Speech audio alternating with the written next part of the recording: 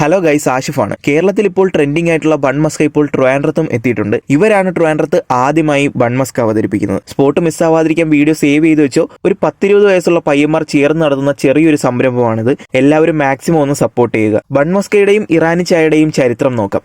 19-ാം നൂറ്റാണ്ടിന്റെ അവസാനങ്ങളിലും 20-ാം നൂറ്റാണ്ടിന്റെ തുടക്കത്തിലും Iranian emigrants മുംബൈയിൽ ഇറാനി കഫേ സ്റ്റാർട്ട് ചെയ്യുകയാണ്. ഇത് പിന്നീട് ഒരു കമ്മ്യൂണിറ്റി സെന്റേഴ്സ് ആയിട്ട് മാറുകയും ഇവിടുത്തെ ട്യൂട്ടി ഫ്രൂട്ടി ഒക്കെ ഇട്ടുള്ള സോഫ്റ്റ് ബണ്ണും മസ്ക എന്ന ബട്ടറും പിന്നെ ഈ ഇറാനി ചായയും ട്രെൻഡിങ് ആവുകയാണ്. പിന്നീട് ഇത് തിരക്ക് പിടിച്ച ജീവിതം നയിക്കുന്ന മുംബൈക്കാർക്കിടയിൽ ഒരു റെഡി ടു സെർവ് സ്നാക്കായും ബ്രേക്ക്ഫാസ്റ്റായും ഒക്കെ മാറുകയാണ്. ഇപ്പോൾ ബൺ മസ്കയും ഇറാനി ചായയും ഇവർക്കൊരു വികാരം തന്നെയാണ്. പിന്നീട് ദേശങ്ങൾക്കനുസരിച്ചുള്ള മാറ്റങ്ങളുമായി ഹൈദരാബാദിലും ഇപ്പോൾ കേരളത്തിലും ഇത് ട്രെൻഡിങ് ആയിരിക്കുകയാണ്. ഇവിടുത്തെ വിശേഷങ്ങൾ പറയാം. നിങ്ങൾ ചോക്ലേറ്റ് ഇഷ്ടപ്പെടുന്നവരാണെന്നുണ്ടെങ്കിൽ നിങ്ങൾക്കായി ചോക്ലേറ്റ് ബൺ മസ്കയും അല്ലെങ്കിൽ നോർമൽ ബൺ മസ്കയും ഇവിടെ ലഭ്യമാണ്. ഇതൊന്ന് കിട്ടാൻ 1.5 മണിക്കൂറാണ് നമ്മൾ വെയിറ്റ് ചെയ്തത്. അപ്പോഴേക്കും രണ്ടാമത് പറഞ്ഞ ചായ തീർന്നു പോയിരുന്നു. എനിക്ക് കൂടുതൽ ഇഷ്ടമായത് നോർമൽ ബൺ മസ്കയാണ്. ഒത്തിരി ഷുഗർ ഒന്നും ഇല്ലാത്ത ഒരു ബട്ടർ റിച്ച് ബൺ മസ്ക. അതും അതിന്റെ റിയൽ ടേസ്റ്റ് കിട്ടണമെങ്കിൽ നിങ്ങൾ ഇത് ചായയിൽ തന്നെ ഡിപ്പ് ചെയ്ത് കഴിക്കണം. ഇറാനി ചായയിൽ സ്പെഷ്യൽ ആയിട്ടൊന്നും തോന്നിയില്ല. നോർമൽ ടീ പോലെയൊക്കെ തന്നെ.